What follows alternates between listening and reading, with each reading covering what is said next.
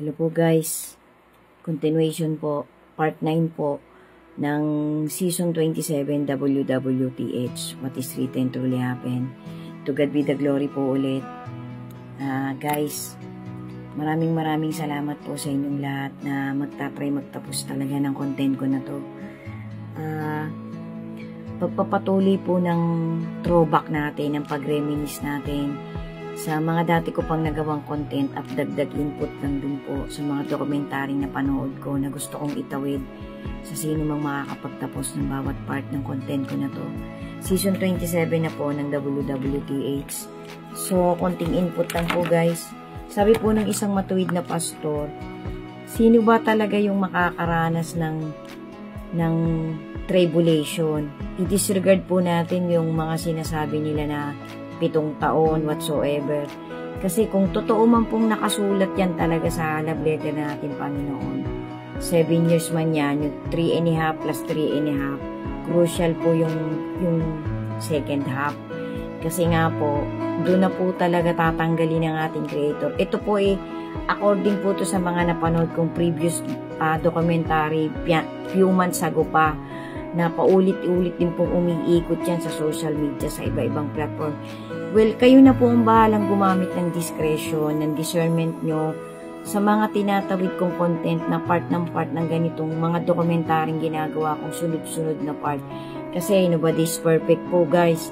Kahit po tayo nakakapanood ng mga dokumentary na ang pinaguhugutan po ay talagang Word of God, gamitin pa rin po natin ang discretion natin kung paniniwalaan natin ito o hindi. So far po, ang mga pinapanood ko po, yung iba pong mga binibigay nilang mga facts na nandun talaga sa mga Word of God, na mga verses po, chapter ng salita ng ating Panginoon. Yung iba po dyan biniverify ko, chinecheck ko.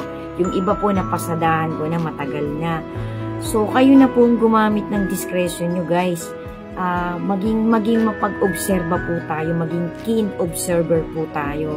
Kasi mahirap po madaya pa tayo Kasi wag po tayo magpapadaya guys. Gamitin po natin na mag-pray po tayo na tayo hindi maligaw ng anumang mga dokumentaryong pinapanood natin. So far po, ang mga ginagawan ko po ng sarili kong content ay napanood ko rin po yan sa mga dokumentary sa iba-ibang platform. Ngayon, yung karamihan pong binibigay nilang mga salita, mga chapter, chinecheck ko rin po. So far naman po, nakasulat po talaga. So, kung may mga kulang-kulang po akong nailalagay, kayo na po ang bahalang magpuno guys. Gawin po natin yung isama po natin sa priority natin guys, ang paghahanap natin ng trajectory papunta talaga sa motivation ng ating Creator. Huwag dun sa mga taong nagliligaw pa, na malilito pa tayo, na mababago pa yung faith natin. Dapat po madadagdagan ang faith natin guys. Amen to God. Amen to that. Amen to that. Pagtibayin po natin ang paniniwala natin kasi mas malaki po ang mawawala sa bawat isa sa atin kapag tinanggal natin yung faith natin. Napaka-crucial po ng panahon natin ngayon at sa mga susunod pang 3 taon, 5 taon. Wala pong makakapagsabi kahit anong talino mo pang scientist, kahit magaling na magaling at matalino ka pang pare o evangelist o mangangaral. Ang mga nababasa po natin, yan po ay mga binigay ng giya. Yan po ay mga binigay ng angkla ng ating Lord Jesus para hindi tayo maligaw. Pero in 100% po, kahit papano po, meron pa rin po tayong hindi alam. Pero ibinigay na po ng ating Creator ang halos crystal clear. Nasa sa atin na lang po yan kung lalakaran natin to ng tuloy-tuloy o tayo lilihis ng daan. Kasi ang magiging basic po na gagawin ng ating Creator na sa pagbibigay niya ng hatol sa bawat isa sa atin. Sabi nga po iba-iba ang hatol sa bawat kasalanan ng isang human being. Iba-iba po. Bali yan po ay grade by grade. Parang kumbaga sa ang Panginoon na po talaga ang magbibigay ng kung anong karampatang verdict sa bawat isa sa atin. Kung ikaw para dito sa kaliwa, kung ikaw sabi nga po, inihahalin tulad, nabubulol ako. Sorry po. Inihahalin tulad ng ating Creator, ang humanity, ang human being sa pagiging isang kambing at pagiging isang tupa. Kasi paghihiwa-hiwalayin niya po yan, pagbubuk din po ng ating Creator ang ibibigay niyang verdict sa bawat isa sa atin. Pero ang basic po, kung papaano ka talaga nabuhay, kung anong motivation ng buhay mo nung nabubuhay ka pa. Huwag po nating pababayaang samantalahin natin ang kabutihan ng ating Creator. Sabi nga po ng isang matuwid na mangangaral, hindi ka tanggap-tanggap na magbabago ka lang kapag may sakit ka na, kapag malapit ka ng mamatay sa kakahihingi ng tawad. Naku po, hindi po natin masasabi kung tayo magiging worthy sa ibibigay na verdict sa atin ng Panginoon. Kasi dalawa po isang papunta dun sa itaas at isang papunta dun sa ibaba, dun sa mainit, dun sa tormented place. So, magpakaaligaga po tayo guys. Gawin na po natin ang magagawa nating kabutihan sa bawat oras, sa bawat segundo ng buhay natin. Ibigay po natin ang taus-puso nating gratitude sa ating Creator sa bawat pagkakataong ibinibigay sa bawat isa sa atin. Kasi kapag ka po tayo gumagawa ng kabutihan, maliit man yan o malaki, nililista po yan ng ating Creator. Alam po ng Creator ang motivation ng bawat isa sa atin. Amen to that. So guys, sabi po dun sa dokumentaryong napanood ko din po, previews, sino ba talaga ang dadanas nung mga araw ng tribulation? Ang kauna-unahan po dyan yung mga tao sa Israel. Tapos, secondly, lahat ng tao sa buong mundo dadanas niyan, buhay ka man o patay. Kasi yung mga namatay nga po, ibubuhayin. Maaaring maiwan dito sa lupa o maaaring mapunta dun sa itaas.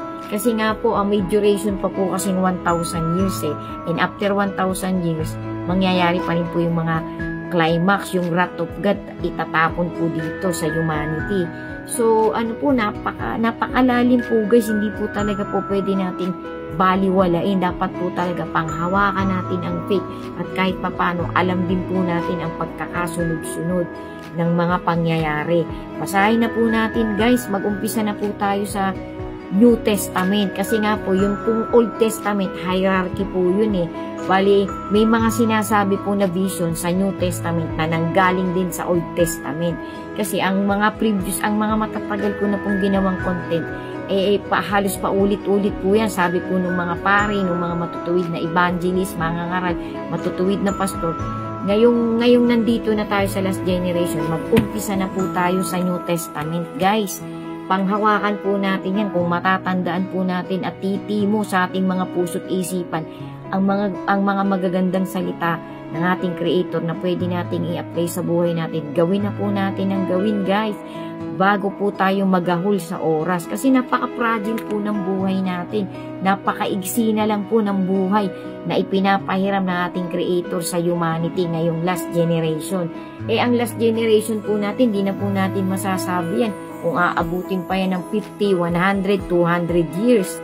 Napakabilis po ang mga nangyayari po ngayon, siglo by siglo, year by year, pa-intense po ng pa-intense ang mga sinabing palatandaan ng ating Lord Jesus sa papalapit na tribulation. Bago po mangyari yung tribulation talaga guys, nung una po ang pagkaintindi ko din at nung mga matutuwid na parit pastor, tribulation na agad, hindi po rapture po muna talaga guys, harpatyo po muna kasi aagawin po muna yan po yung tinatawag na rapture, yung unang pag-agaw na mangyayari, namamatay, patay ka man o buhay, ay makikita po natin yan, madadatnan po tayo, pilitin po natin na madatnan tayo ng ating Creator na nasa trajectory tayong papunta sa kanilang dalawa. Amen to that.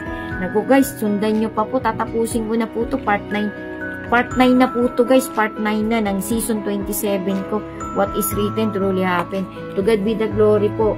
Napakabilis po ng oras ngayon, obserbahan nyo po guys, obserbahan nyo po. Magpakaaligaga po tayo guys. Pasensya na po kayo kung medyo mahaba tong content ko na to. Napakarami pong mga importanteng notes na nagawa ko hindi po matatapos ng hanggang 10 part lang Sana po talaga pag dumaan to sa wall nyo, pagtyagaan nyo pong umpisahan mula part 1. To God be the glory po. God bless us all and always be steadfast in your faith to our Creator. Sundan nyo pa po, may kasunod pa po. Amen. Thank you po for watching and God bless us all.